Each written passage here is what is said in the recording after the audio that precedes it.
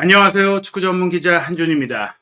NG 포스테코글루 감독이 경질 위기에 몰린 가운데 첼시와의 2024-2025 시즌 프리미어리그 15라운드 경기도 패배했습니다. 본머스와의 원정 경기에 이은 2연속 패배, 그리고 무승의 늪에 빠져있는 상황인데요. 이 경기 먼저 두 골을 넣으면서 앞서갔기 때문에 토트넘이 웬일이지 하실 수 있겠지만, 실제 경기 내용을 봤을 때는 토트넘에게 굉장히 행운이 따랐다라고 할 수 있는 양상이었습니다. 2대 0으로 앞서가고 있는 상황이었음에도 불구하고 이길 수 있겠다라는 느낌이 전혀 들지 않을 정도로 포스테코글루 감독의 경기 운영은 엉망이었는데요. 경기 막판에 손흥민 선수가 만회골을 기록하면서 추가 시간이 끝나기 직전까지 토트넘이 무승부의 희망을 살릴 수 있었던 경기였음에도 일부 영국 언론, 그리고 실망스럽게도 토트넘을 대표하는 팬미디어인 스퍼스 웹에서는 마치 이 경기의 패배의 원흉이 손흥민 선수인 것처럼 언급하고 평가했고, 심지어 포스테코글루 감독까지 이 경기를 돌아보면서 손흥민 선수가 놓쳤던 기회를 언급하며 그 기회를 놓친 것이 이번 첼시 패배의 원인인 것처럼 언급하는 비겁한 인터뷰를 했습니다. 그렇다면 정말 손흥민 선수가 놓쳤던 기회가 이 경기의 양상에 그렇게 큰 영향을 미친 것인지, 손흥민 선수의 첼시전 플레이, 활약상, 경기력 어떻게 봐야 하는지 현지 반응과 또 손흥민 선수의 플레이에 대한 세부 기록, 그리고 경기 플레이 장면 분석을 통해 살펴보도록 하겠습니다. 토트넘 허스퍼가 첼시와의 홈 경기 3대4로 패했습니다. 어찌 보면 우려했던 결과보다는 나은 결과라고 할 수 있겠죠. 3골이나 넣었고 리드했었고 한 골 차에 석패를 당한 상황이니까요.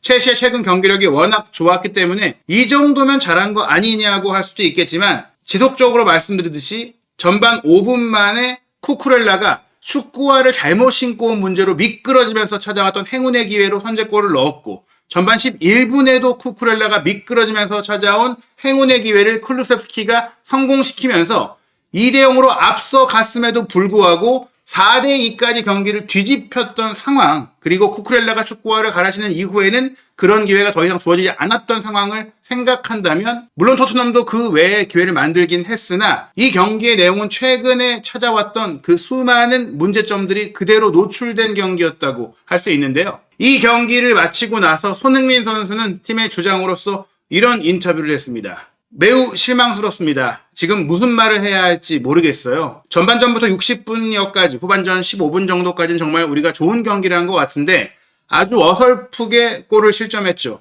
이런 작은 디테일 때문에 우리가 첼시에 진 것 같습니다. 이렇게 큰 무대에서는 이런 순간에 득점을 해야 하는데 제가 그 기회를 못 살려서 팀원들을 실망시킨 것 같고, 또 팀원들에게 정말 미안한 마음이 듭니다. 이런 식으로 골을 내주면 안 됩니다. 이런 상황에 빠져는 안 됩니다. 하루 종일 우리가 했던 그 실수에 대해서 이야기할 수 있겠지만, 그보다는 차라리 제게 주어졌던 그 기회를 놓쳤던 제 탓을 하고 싶습니다.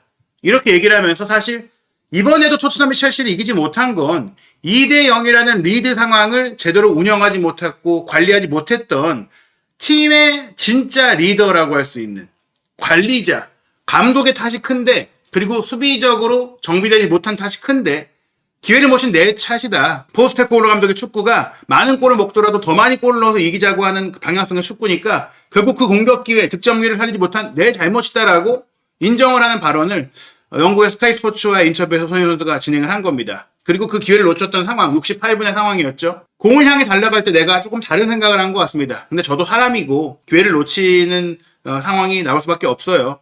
정말 경기의 중요한 순간이었기 때문에 그 기회를 놓친 것에 대해 저도 아픈 마음입니다. 하지만 우리 팀은 최선을 다했고 노력을 했습니다. 어려운 순간에 함께 뭉쳐야 하는 게 매우 중요한데요. 그러기 위해서는 또 팬 여러분들의 큰 응원이 필요합니다.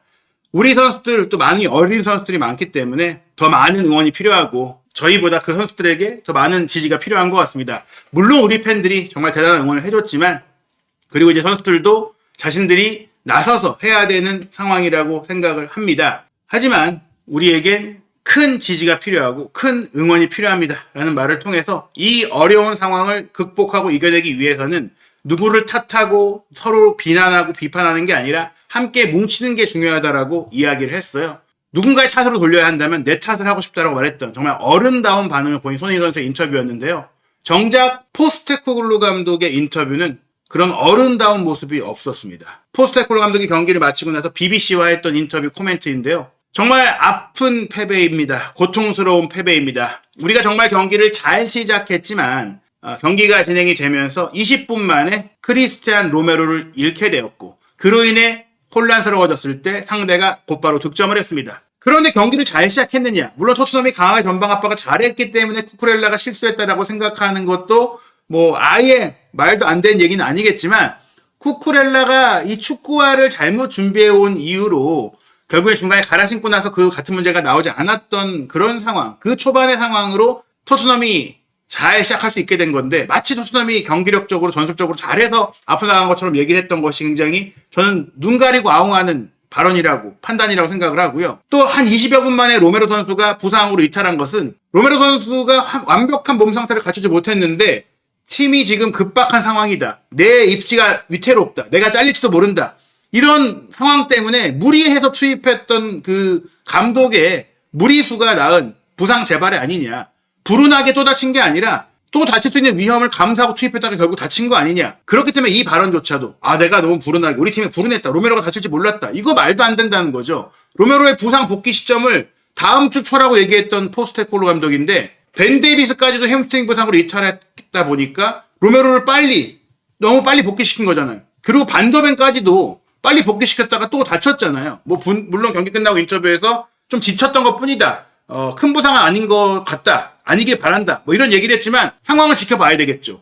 오늘 브레넌 존슨까지도 또 부상으로 이탈되어 나가는 상황이 발생했고 정말 그 어느 팀보다도 많은 햄스트링 부상자가 생기고 있는 토트넘의 선수단의 몸 상태의 문제는 단지 불운이나 일정 과밀의 문제가 아니라 포스테코글루 감독이 선수들에게 요구하는 플레이 그리고 정말 선수들을 갈아넣는 듯한 이런 일변도 전방 압박 일변도의 활동량을 너무나 많이 요구하는 그런 전술의 문제가 아니냐라고 할 수 있는데 이걸 또 불운했다라고 판단하고 생각하는 것은 비겁한 인터뷰라고 생각을 합니다. 그리고 바로 이 발언이 나와요. 2대2였을 때 우리가 세 번째 골을 넣을 수 있는 순간이 있었어요. 하프타임까지만 하더라도 우리가 이길 수 있는 좋은 상황이었죠. 후반전 초반 특히 손흥민 선수에게 빅 찬스가 있었는데 그걸 살리지 못하고 나서 3대2로 첼시에게 역전을 당했습니다. 우리가 손흥민 선수의 기회를 살렸다면 3대2로 또 앞서 나가면서 경기를 이길 수 있었는데 그걸 놓친 선수 탓이다. 손흥민 선수 탓이다. 이렇게 인터뷰에서 공식 인터뷰에서 얘기를 한 거예요. 그리고 두 번의 페널티킥을 허용하는 상황은 우리의 잘못된 판단이었다. 우리가 정말 페널티킥을 우리의 문제로 내주고 말았다라고 얘기를 하는데 그조차도 어떻게 보면은 무리하게 상대 공격을 막을 수밖에 없는, 저지할 수밖에 없는 그런 상황을 야기했던 상대의 총공세를 전혀 전술적으로 제어하지 못했던 본인의 운영 문제를 전혀 돌아보지 않고 토트넘이 골을 넣지 못한 것, 실점하게 된 것 모두를 선수 개개인의 잘못으로 몰아가는 발언을 한 겁니다. 감독으로서 본인의 잘못에 대해서는 전혀 얘기한 게 없는 거예요. 오히려 잘된 부분이 행운이었고 잘 안 된 부분은 불운이 아니라 예견된 재앙이었는데 예견된 인재였다고 볼 수 있는데 로메로의 부상도 손흥민 선수의 빅찬스 미스도 페널티킥을 허용한 그런 상황들도 모두 개별적인 내 탓이 아니다라고 얘기하는 인터뷰를 한 거란 말이죠. 결국 그 중요한 순간이 우리를 지게 만들었습니다. 우리에게 좋은 기회가 있었다. 상대에게도 기회가 있었다. 그런데 상대의 기회가 그렇게 많지 않았던 것 같다. 우리 골키퍼가 최고 수준의 선방을 한 것이 기억이 나지 않는다. 이것도 황당한 얘기예요. 포스터 골키퍼가 엄청나게 선방을 많이 했거든요. 포스터의 선방이 아니었다면 사실 이 경기 저희가 우려했던 것처럼 10골도 먹을 수 있는 저는 내용이었다고 생각을 해요. 포스터의 선방뿐 아니라 드라구신의 슈퍼 태클이라든지 이날은 그래도 포로 선수도 어느 정도 수비적으로 좋은 모습을 보여줬고 전체적으로 토트넘이 수비적으로는 오히려 더 좋은 집중력 그리고 투혼을 발휘하면서 실점을 제어했고 첼시의 공격이 잘 풀리지 않도록 해줬지 본인의 전술적 대응은 그리 뛰어나지 않았다고 생각을 하는데 경기의 실제 내용과는 전혀 다른 내용의 이런 경기 관련 총평을 했기 때문에 저는 이 인터뷰는 정말 본인의 잘못이 없다. 내가 경질될 이유가 없다라고 면피하기 위한 정말 변명으로 점철된 거짓으로 점철된 인터뷰였다고 생각을 합니다. 우리가 이렇게 좋은 팀인 첼시와 맞먹는 것 이상의 우리가 대등한 이상의 더 좋은 경기를 할 수 있었다. 우리가 정말 퀄리티를 보여준 순간도 있었다라고 얘기를 했는데 전 모르겠어요. 첼시의 쿠쿠렐라가 미끄러지면서 나왔던 장면, 그리고 본인의 축구 철학과는 다른 그냥 역습 상황에서의 몇 차례 기회, 첼시도 공격을 하러 나왔기 때문에, 먼저 토트넘이 행운의 골을 넣었기 때문에, 열린 경기가 됐기 때문에 찾아왔던 기회를 제외해놓고서는 지공 상태에서 혹은 포스테코글루 감독이 추구했던, 준비했던 그런 방식으로 토트넘이 어떤 좋은 플레이를 만들어냈는지 전혀 볼 수 없는 경기였다라고 생각을 하는데, 이런 인터뷰를 한 것은 경기를 풀타임으로 보지 않았거나 혹은 뭐 하이라이트로만 경기를 보는 사람들, 혹은 추가해 모신 사람들에게 자신의 감독으로서의 역할이나 능력은 충분하다라고 현혹할 수 있는 그런 인터뷰가 아니냐, 저는 그렇게 생각을 했습니다.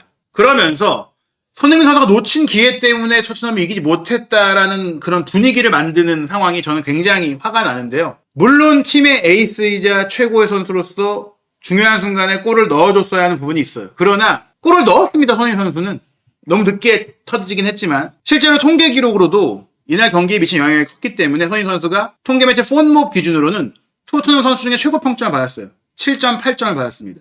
솔랑키가 7.4점, 뭐 부상으로 교체 아웃했던 존슨 7.7점이었는데, 사실 이런 공격 포인트를 올린 선수들이 다 높은 평점을 대체로 받긴 했죠. 도움을 기록한 포로 7.6점, 클루세스키도 7.1점이긴 했는데, 그래도 손흥민 선수가 그 중에서도 가장 높은 평점을 받았단 말이에요. 어찌 보면은 뭐 첼시의 최전방을 맡았던 잭슨이 6.2점으로 부진했고, 뭐 그 외에 또 이날 역전골을 넣은 엔소 페르난데스도 7.4점이었거든요.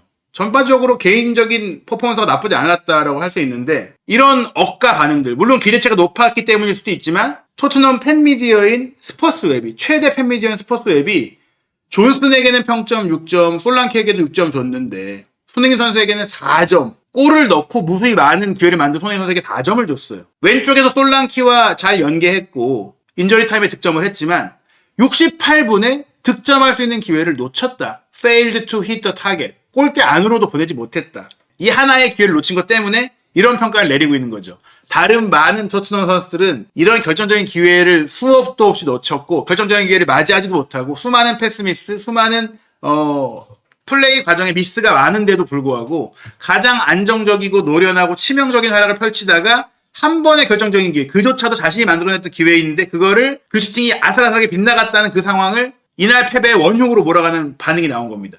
영국의 토트넘 담당 기자 중에서 대표적인 추가할못 기자로 유명한 댄 킬패트릭 역시 스탠다드의 선수 평점에서 손흥민 선수에게 공격진 중 가장 낮은 5점을 줬습니다. 5점을 주면서 얘기했어요. 마지막에 골을 넣긴 했지만 중요한 기회들을 놓쳤다. 특히 3대1을 만들 수 있었던 결정적인 기회에서 큰 그런 득점 기회를 놓쳤다. 그런데 손흥민 선수가 이날은 다른 때보다 많은 득점 기회가 찾아오기도 했지만 많은 득점 기회를 만들어냈던 선수이기도 했습니다. 오늘의 경기 영향력은 손흥민 선수가 굉장히 높았다라고 볼 수 있어요. 이날의 그 득점 찬스 패스 기록이 토트넘에서 가장 높았던 선수가 0.54를 기록한 손흥민 선수였어요. 경기 전체로는 0.65였던 콜 파머였죠. 이날 손흥민 선수가 세트피스도 전담을 했고 또 오픈플레이 상황에서도 좋은 패스를 많이 연결을 해줬거든요. 첼시는 이렇게 평균 위치를 보더라도 많은 선수들이 공을 주고받으면서 경기를 장악하고 그 많은 패턴을 만들어내고 토트넘 수비를 흔들어낼 수 있는 그런 경기를 했더라면 토트넘은 밀려 내려오는 경기를 했었고 오히려 솔랑키가 부지런히 수비에도 가담하면서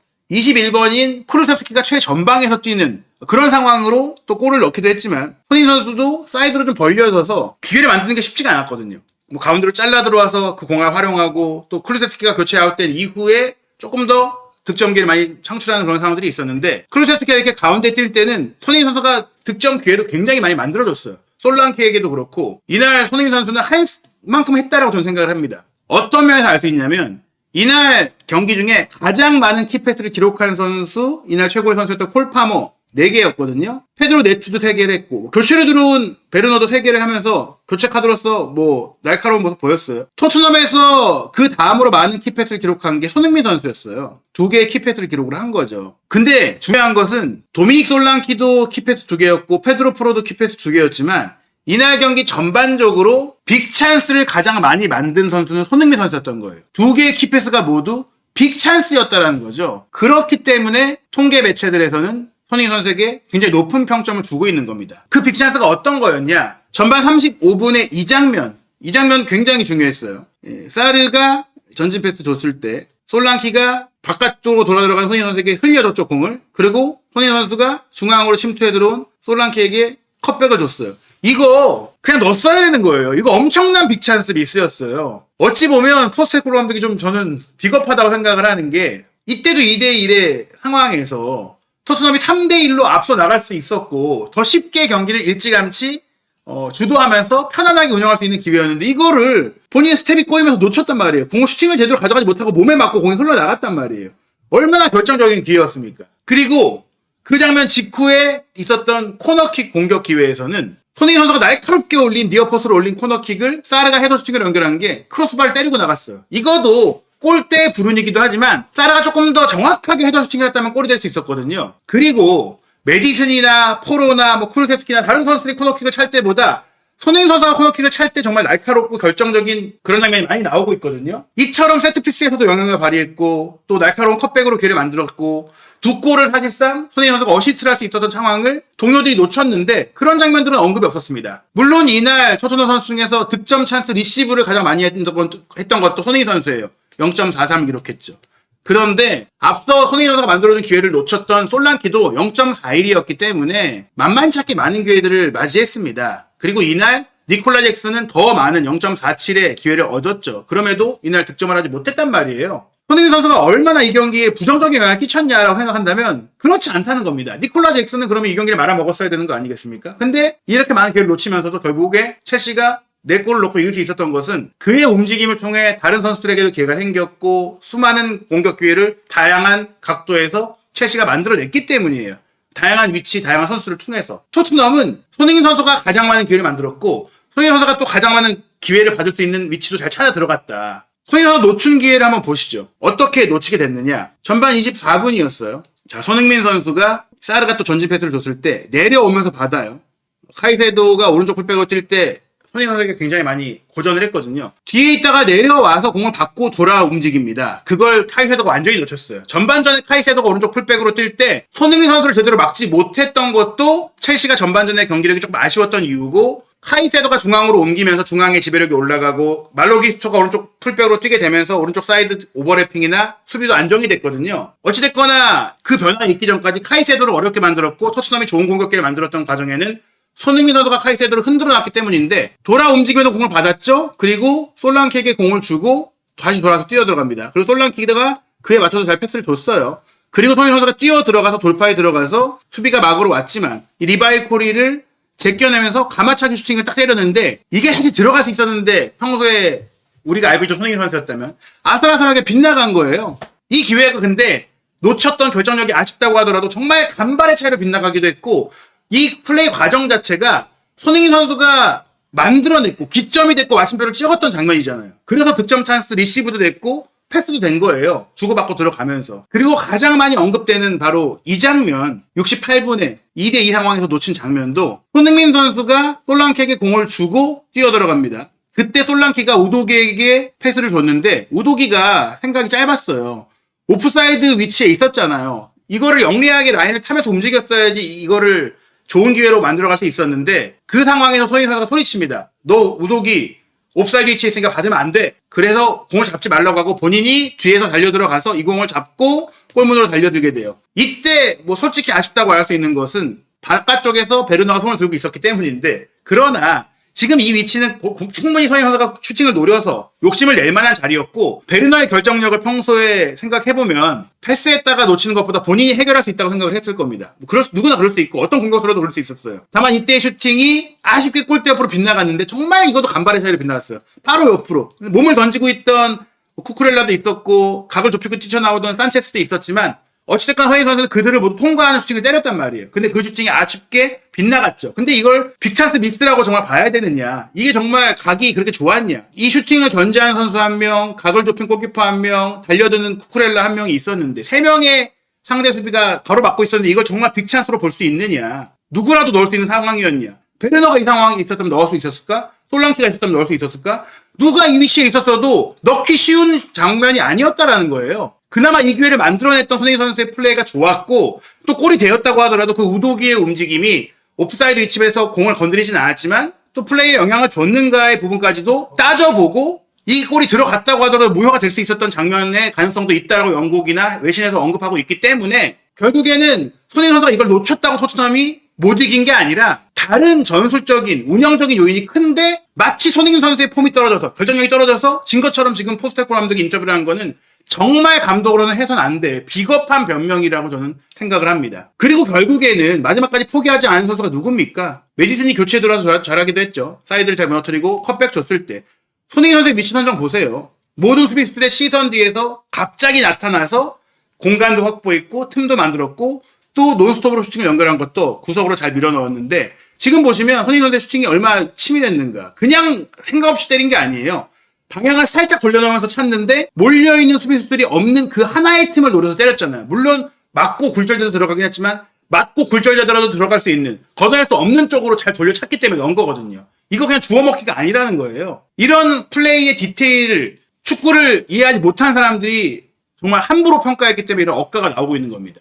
그나마 이해도가 높았던 평점이 풋볼 런던의 알레스테어 골드 기자가 손흥민 선수에게 평점 7점 주면서 전반 초반부터 압박도 좋았고 솔랑키와 연계 플레이도 좋았고 세트피스도 좋았다. 사르에게 연결한 코너킥 그 골대 강타도 언급을 했고 물론 3대1을 만들 수 있었던 그 슈팅 상황 베르너에게 패스도 할 수 있었고 그런 상황이 있었지만 슈팅이 빗나갔던 것을 언급을 했지만 그래도 후반 초반에 넣었던 골을 포함해서 7점으로 좋은 활약했다고 평가했고 미국의 프리미어리그 주간 방송사인 스카이 스포츠도 평점 7점을 주면서 전반전에 거의 득점할 뻔했었다. 그 슈팅 빗나갔지만 정말 좋은 슈팅이었다. 그리고 카이세도가 오른쪽 풀백으로 뛸 때 그에게 끔찍한 시간을 선사했다. 오른쪽 풀백으로 뛸 때 그가 완전히 고전하게 만들었다. 그러나 후반전에 놓쳤던 그 큰 기회는 VAR로 무효 판정이 될 수도 있는 상황이었고 마지막에 아쉽긴 하지만 만의 골을 넣으면서 제 몫을 했다는 평가가 나왔어요. 이게 전 맞는 평가라고 생각을 해요. 7점 정도를 받을 수 있을 정도로 이번 첼시전에는 개인적인 경기력은 충분했다. 그런데 마치 이렇게 열심히 뛰었고 경기력에 큰 좋은 영향을 미친 손흥민 선수에 대해서 그걸 못 살려서 진 거 아니야. 이렇게 말하는 거는 손흥민 선수를 정말 마녀 사냥하는 비겁한 반응이자 또 잘못된 평가이자 있어서는 안 될 논평이라고 생각을 합니다. 앞으로 있을 경기들 지금까지 어려운 경기를 많이 했는데요. 12월 13일 금요일 새벽 5시 레인저스와 유로파리그 원정 경기 12월 16일 월요일 새벽 4시 사우샘프턴과의 프리미어리그 원정 경기는 내용도 결과도 가져오지 못할 경우엔 변명이 어려운 경기가 될 것 같아요. 포스테코 감독이 셀틱의 감독으로 레인저스를 압도하면서 셀틱의 국내 대회 전관왕을 이끌었기 때문에 충분히 원정 경기지만 익숙하고 경험이 있고 결과와 내용 다 가져와야 되고 사우샘프턴은 뭐 강등이 유력한 전력이 아주 떨어지는 지금 하위권 팀이잖아요. 그리고 이제 12월 20일 금요일 새벽 5시 맨유와의 카라바오컵 8강전은 우승이라는 목표를 이루기에 무조건 이겨야 하는 단판 승부로서 감독의 또 그 경기를 꼭 이길 수 있는 전술 전략적인 면을 검증해야 될 경기가 될 겁니다. 그 경기들도 또 손흥민 선수의 탓을 하면서 그런 비겁한 반응을 보일 것인지 또 지금 드러난 문제들을 포스테코 감독이 어떻게 바꿀 수 있는 능력이 있다는 걸 보여줄 수 있을지 한준TV는 계속해서 손흥민 선수의 모든 이야기 또 현재의 반응과 상황 분석하고 정리해서 전해드리도록 하겠습니다.